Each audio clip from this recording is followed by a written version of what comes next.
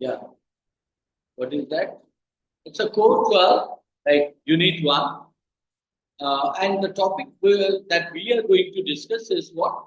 Introduction to the history and genesis of Indian classical literature. Listen to it carefully.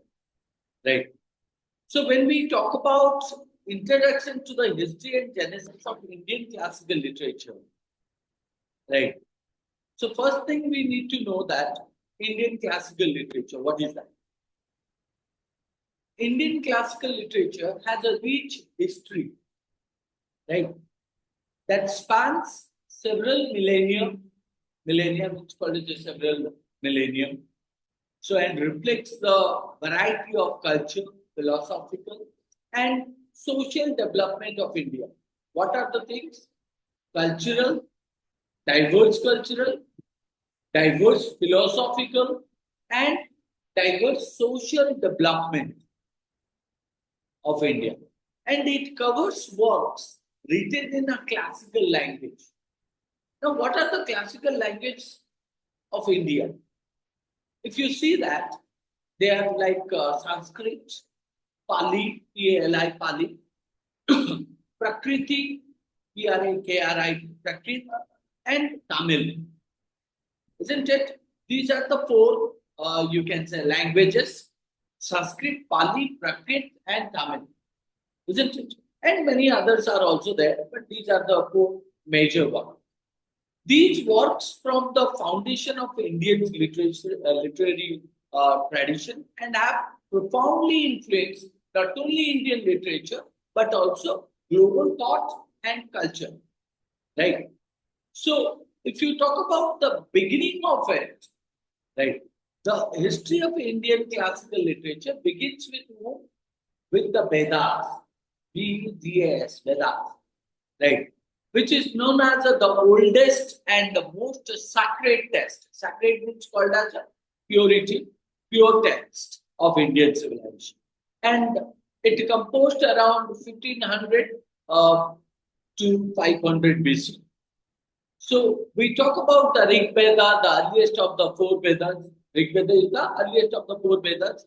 And Rig Veda is a collection of poems or hymns, right, that form the core of Indian spirituality and philosophy. And these texts were orally transmitted. What do you mean by orally transmitted? Now, only spoken, and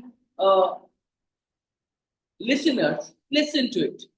And this happened for centuries before being written down, before being converted into writing. And they laid the groundwork for later literary works. Isn't it?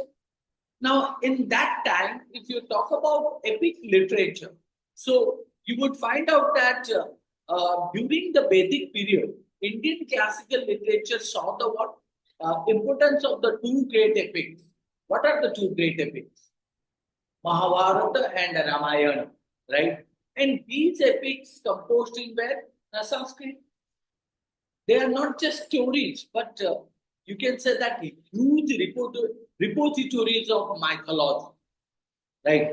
It means called as a not only mythology, philosophy, morality, and social status or social values. You draw from there, right? They have shaped the culture or cultural and moral fabric of India for centuries. Which one? Ramayana, Mahabharata. What are they? The two great epics. So, what time? In the Vedic period, right? In Indian classical literature.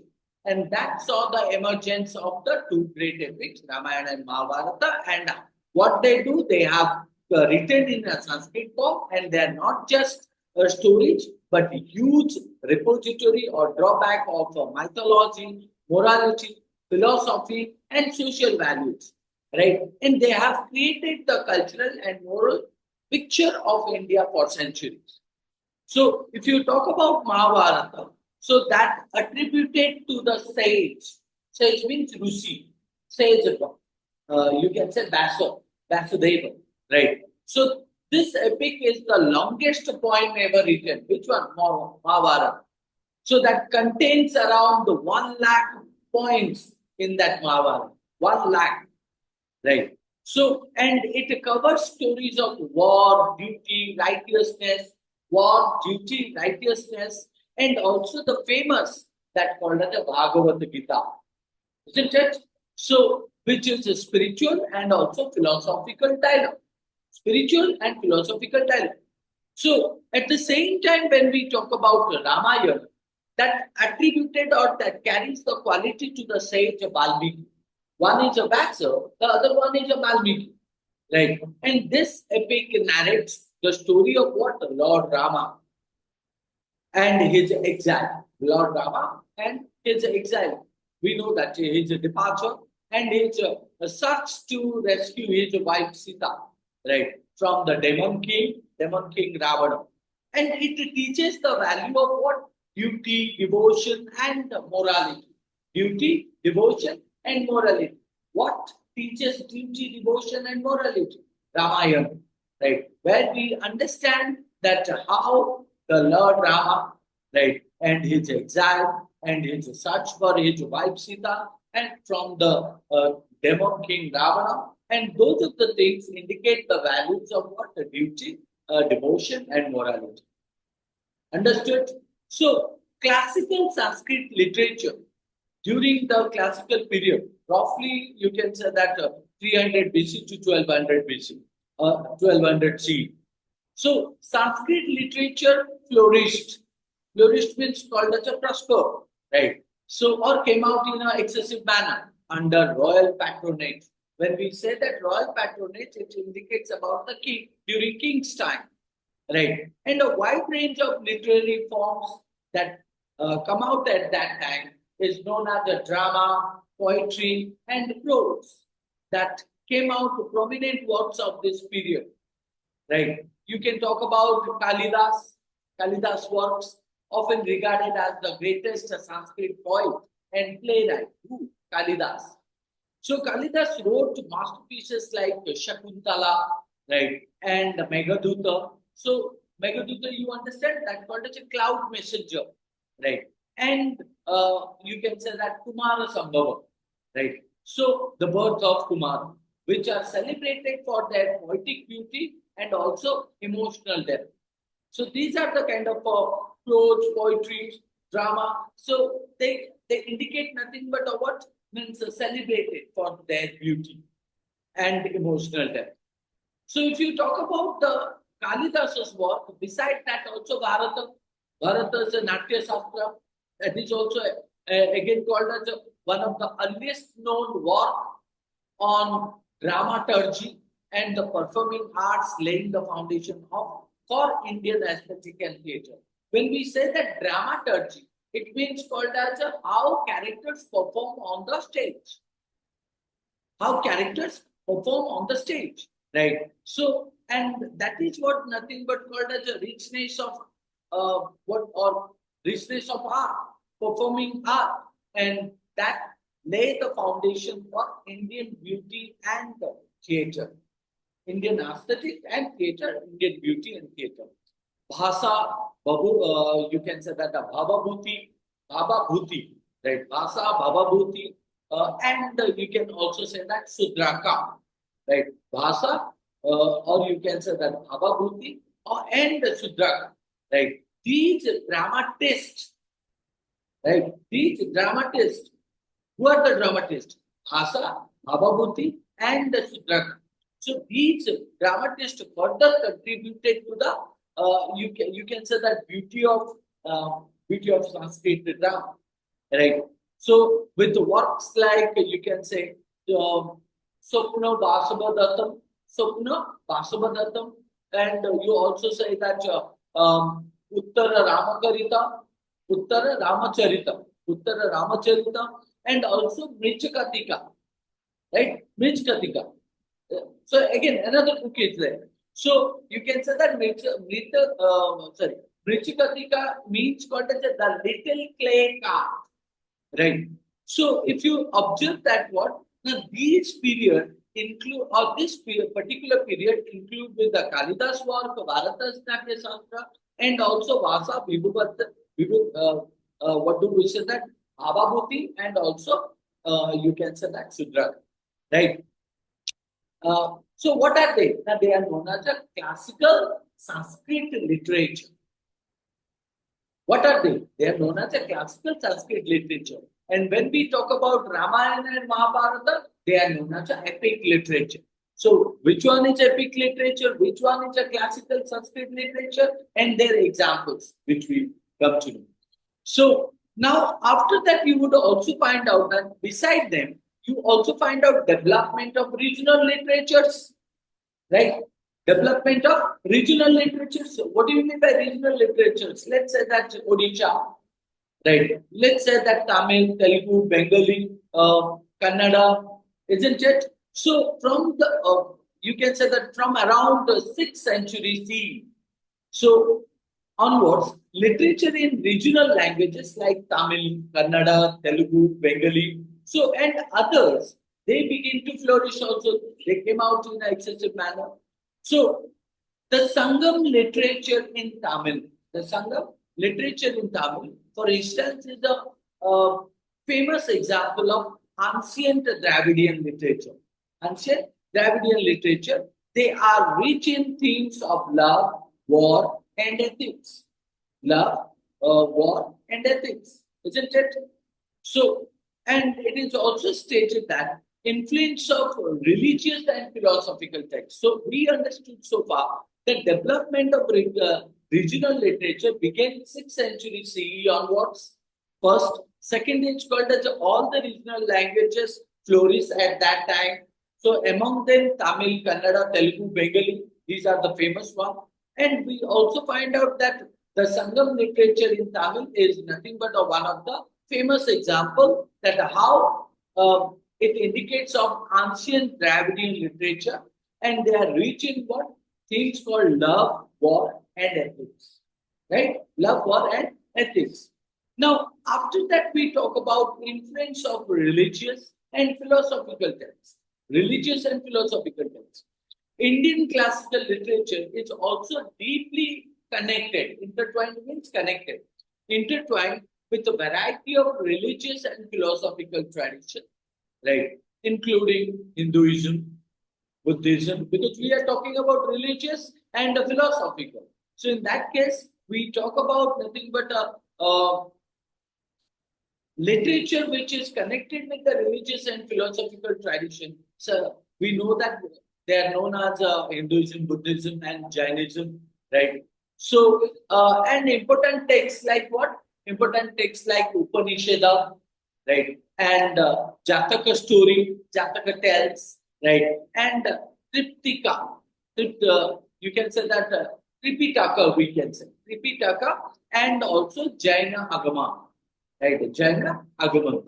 So these are the things provided huge insights or huge picture into spiritual and moral life, right? All total, if you talk about the Genesis and evolution means the beginning, right? The beginning of Indian classical literature that clearly picturized India's huge cultural and intellectual history, right? From the sacred Vedas to the epics. Sacred Vedas means pure Vedas to the epics, called as Ramayana and Mahabharata. From classical Sanskrit drama to regional language literature. And these works have not only, presented Indian classical or Indian cultural identity, but have also influenced to the broader area of world literature, right? So, and understanding this rich literary heritage allows for a deeper appreciation of what India's contribution to global art, philosophy, and thought. Isn't it? Now, what do we draw? Now, we went for the introduction and how we discuss about that in that how genesis of Indian classical literature began. So it begins from early beginning, right, where we talk about Vedas, Rig Veda. Then after we talk about epic literature, we talk about classical Sanskrit literature. Then we talk about development of regional literature, isn't it? and how means influence of religious and philosophical texts, right? So not only influence to the Indian, but also it goes beyond the means country, right? Or not? Now, uh, let's go to the first one. When we read the great works of literature, when we read great works of literature, what do you feel? You feel joy and satisfaction, right? Happiness and satisfaction.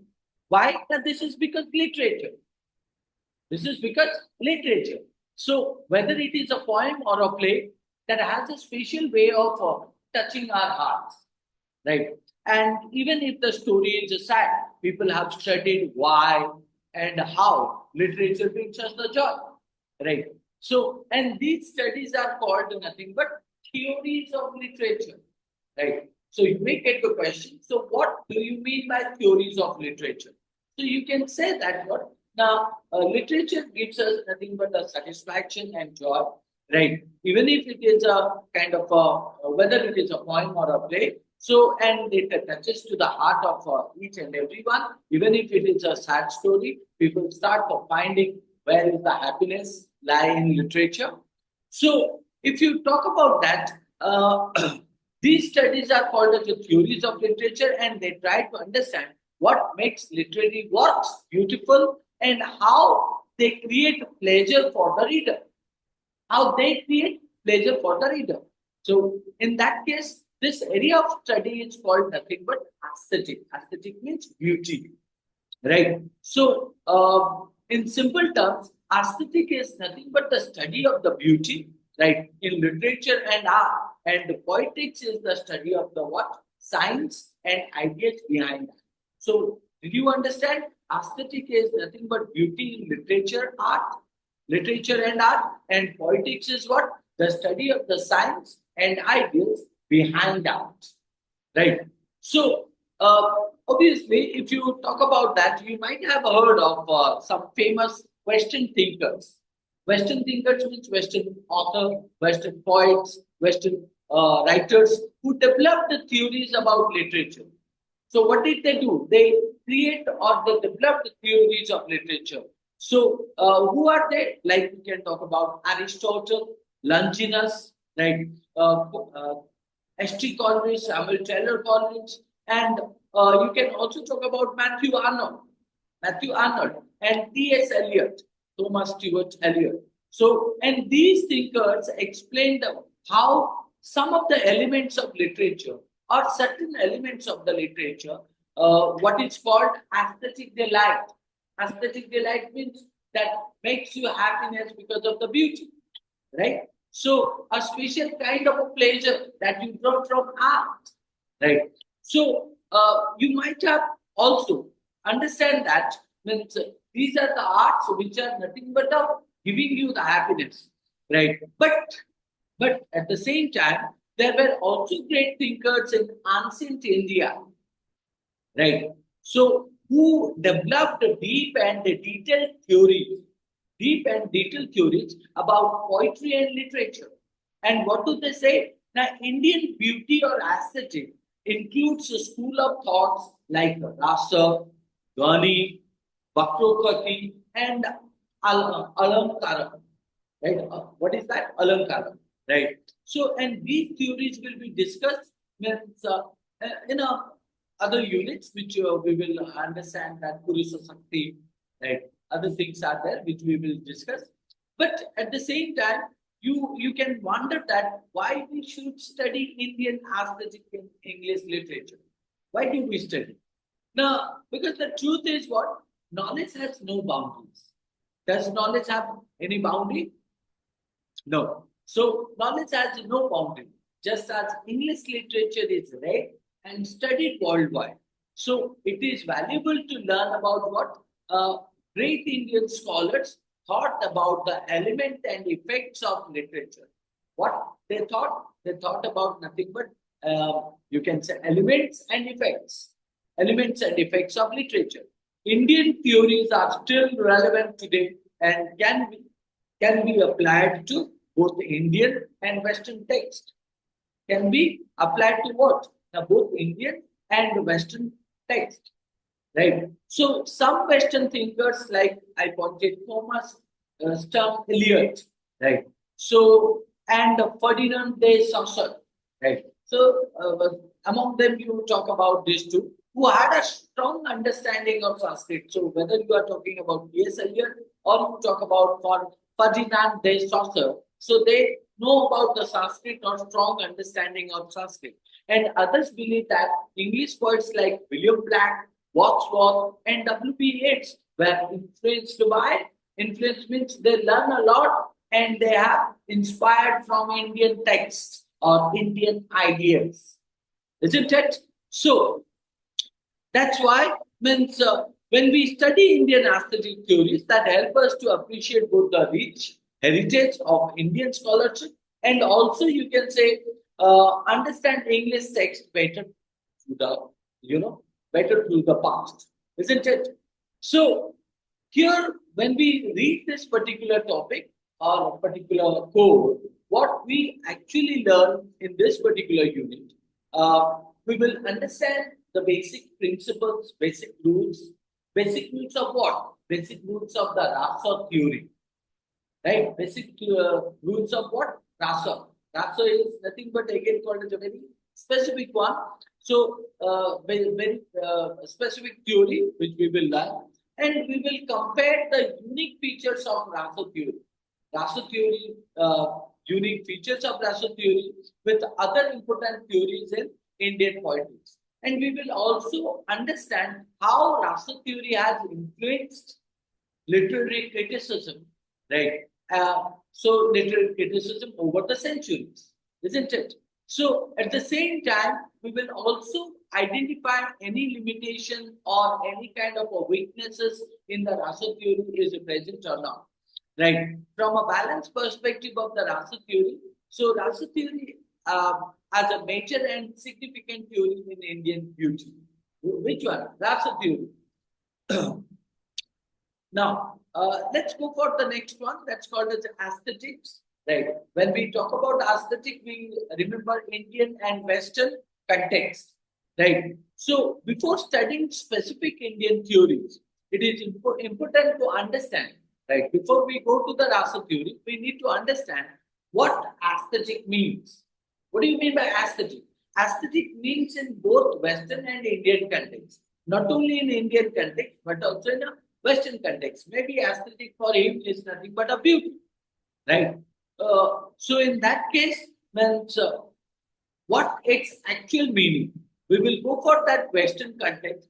If you go to the Western context, you would find out the Western context aesthetic comes from the Greek word, right? Which means relating to things that can be sensed, that can be logical. Anything which is related to you can be means logical and understandable and can be recognized, right? So in other words, it refers to things that we can perceive with our senses.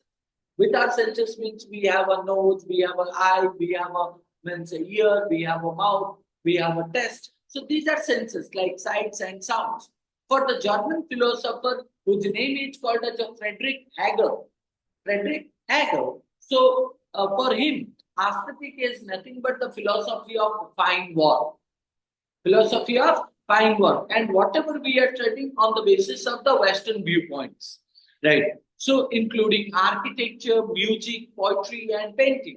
And generally, in the Western context, aesthetic is seen as a what? A theory of beauty. Aesthetic is what? A theory of beauty, whether in art or in nature. But it is nothing but a theory of beauty.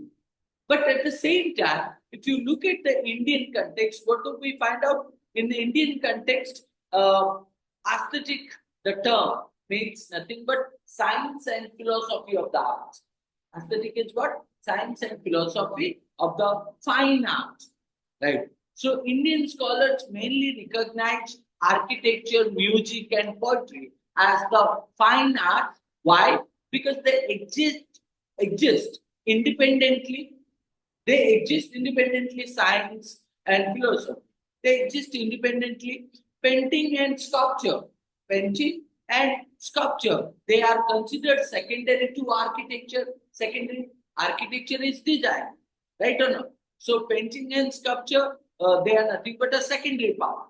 Indian aesthetic or Indian science and philosophy of fine arts focuses on what? Understanding art from both a technical and philosophical perspective, right? So it is called a science because it studies the techniques and elements. Why aesthetic is called a science? Now, because it teaches or it studies the techniques and elements that used to create a work of art. That used to create a work of art. It is also philosophy in Indian context because it explores the deeper experience art provides. Deeper experience means you try to understand that art, suggesting that art is a way to experience what? The divine or the absolute through our senses, right? So through our senses, we can find out the God, right? Or we can find out ourselves, isn't it? Now, Indian aesthetic that centers around three main arts. Indian aesthetic that mainly focuses around three main arts. What are they? The first one is called as a Rasa Brahma Veda. Rasa Brahma Veda. What is that? Poetry. Right? So next one is called as a Nada Brahma Veda. Right? So Nada Brahma Veda. Right? Which is also known as a music. Right? So Rasa, Nada, and the third one is called as a Vastu, right? So Vastu is known as an architecture, right? So Rasa, Nada, and Vastu. Among these, poetry is considered the highest form of art. So poetry means Rasa. Rasa theory, poetry, so which is known as the highest form of art, and that's why it is kept at the first, right? Within poetry, drama holds a special place as the highest form because it can represent what? It can represent various life experiences, right? Which one? That called as a drama. After rasa. So drama appeals to both the visual and sound, isn't it? So not like music or architecture, which appeals to only one of the senses. In ancient India, drama was often written in a what? Poem, verse, right? Making it almost the same as the poetry. Drama is written in the same manner as the poetry. Bharata, the author of the Natya Shastra, Bharata, right, who is the author of the Natya Shastra, even claimed that drama is superior because it combines all other arts, right, including poetry. Therefore, many Indian aesthetic theories focus mainly on the art of drama. Got my point? This is nothing but the introduction that we discussed today. Right. Next class, we'll start with the particular idea, isn't it? So we'll discuss about significance of Rasa theory in the next class. Okay. Yes, sir.